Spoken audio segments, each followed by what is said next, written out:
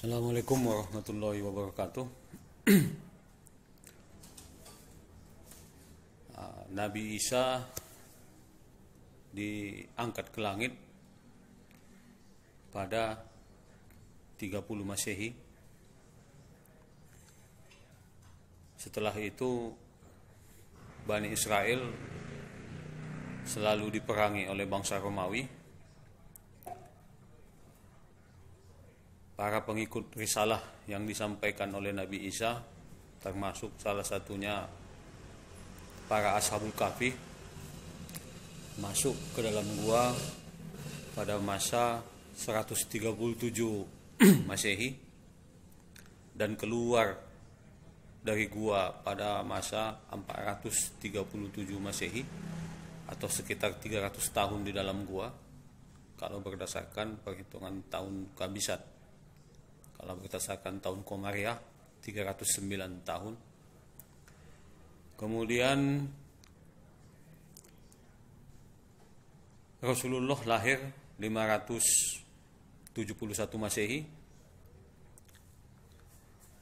dan diangkat menjadi Rasulullah pada 17 Ramadan 611 Masehi. Masa ini cukup jauh dari pengangkatan Nabi Isa 30 Masehi dan keluarnya Ashabul Kahfi dari gua 437 Masehi, ada sekitar 407 tahun. Kemudian diangkatnya Rasulullah menjadi Nabi, Muhammad menjadi Nabi 611, ada sekitar 190-an tahun.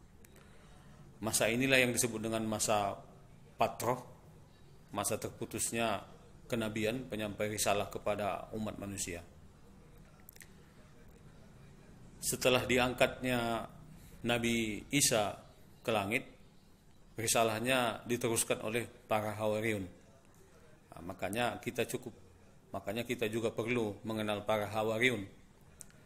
Menyikapi ini, kita harus berpikiran positif terhadap Injil yang asli dan murid-muridnya Nabi Isa tadi, para Hawariyun tadi, karena mereka di masa itu belum sama sekali tercemar oleh kepentingan-kepentingan. Kapan agama Nasrani itu menjadi suatu agama resmi negara? Itu di 337 Masehi ataupun di 325 Masehi. Masa dilaksanakannya konsili Nikea. Jadi agama Nasrani itu, risalah yang dibawa Nabi Isa itu sejak diangkat sampai dengan masuknya Al-Ashabul Kahfi ke dalam gua tahun 137 Masehi, itu masih benar-benar murni, belum tercemar. Mungkin itu saja. Ada 12 orang pengikut Nabi Isa yang biasa disebut dengan Hawariyun. Pertama, Andaria bin Yunus, ini muridnya Nabi Yahya yang dikenal dengan Yohanes Sang Pembaptis. Yang kedua, Sam'un Al-Kaifa bin Yunus, kakak adik juga dengan Andaria bin Yunus dari Galilea, Libanon sekarang, atau yang dikenal dengan Simon Petrus, Sam'un Al-Kaifa ataupun Simon Petrus. Yang ketiga, Markus, banyak juga merawi Nabi Isa yang dikenal dengan Injil Markus. Yang keempat, Yakub bin Zabkia. Yang kelima, Yahya bin Zabkia. Ini yang profesinya sebagai nelayan dari Baitus Saidah, yang dikenal dengan Bani Ar-Rogos atau Bani Gemuruh, Bani Amarah. Yang kelima ini Yahya bin Zabdia juga menulis Injil Yahya, kitab Wahyu, dan memberi kabar gembira Nabi akhir zaman, yang menyebutkan bahwa Nabi akhir zaman itu mempunyai pedang bermata dua, tunggangannya kuda putih, dengan umat yang dimuliakan beserta Al-Quran. Bertempat di negeri keselamatan baru, yaitu Mekah, dengan memiliki Ka'bah. Yang keenam, muridnya Hawariyun Falifi al-Galilea. Yang ketujuh, Yakub bin Alifi ataupun Tadeus. Ini keluarga pembesar Bani Israel. Yang kedelapan, Mattaya al-Lawi, juga merawikan Nabi Isa, seorang pemungut pajak, dikenal dengan Injil Matius ataupun Injil Mattaya,